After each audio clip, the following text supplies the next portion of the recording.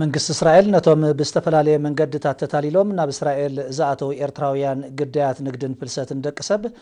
ሰብኣዊ ክብሮም ሓልዩ ብክብሪ ክሕዞም ኣምባሳደር ኤርትራ ኣብቲ ሃገር ኣቶ ተስፋ ማርያም ተኸስተ ፀዊዖም ب28 ጥሪ ኣብ ተል አቪቭ ንማዕከናት ዜና ኣብ ዝሃቦ ጋዜጣዊ ዋዕላ ኣምባሳደር ተስፋ ማርያም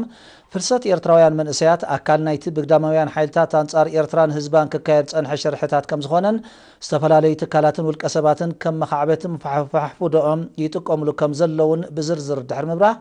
እዝን ኤርትራውያን መንእሰያት ዕላማ ዝገበረ እከይ ውዲትን ሳዕቤናቱን ኣብ ናጻ ቤት ፍርዲ ቀሪቡ ክምርመርን ፍትሒ ክወሃቦን ኤርትራ ናብ ኣህጉራዊ ማሕበረሰብ ጻውዒት ከም ዘቕረበታ ነጺሮም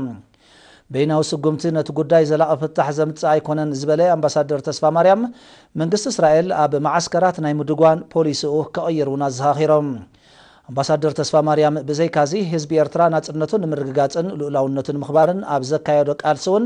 አህጉራው ሪታት ከም ዘጋጠሞ እንተኾነ ግን በኽብር መስዋዕቱን ተወፋይነቱን ንኹል በዓወት ከም ዝሰገሮ በመጥቃስ እዝናይ ሕጂ ወዲቱን ግዚ በሊዑ ዕርቃኑ ከም ዝወጻ አረጋጊጾም አምባሳደር ኤርትራ በእስራኤል አቶ ተስፋ ማርያም ተኸስተ ኣብ መወዳዕታ ኤርትራ በጉዳይ ዶብን ካልኦት ካብ ማዕዝንካ ዘላግሱ ጉዳያትን ተጻብኦታትን ጀሆ ኸይተታሕዘት ኣብ መደባት ልብዓት ዘመዝገበቶም ዓበይቲ ዓወታት ድሕር ምዝርዛር ኣብ ቀርና አፍሪቃ ሙሉእ ሰላምን ምርግጋእን ክሰፍን ዝድለ እንተኾይኑ ኢትዮጵያ ካብቲ ንኣህጉራዊ ሕጊ ረጊጻ ጎቢጣቶ ዘላ ልኡላዊ መሬት ኤርትራ ብዘይ ቅድመ ኩነት ክትወፅእ ከም ዝግባእ ኣስሚረሎም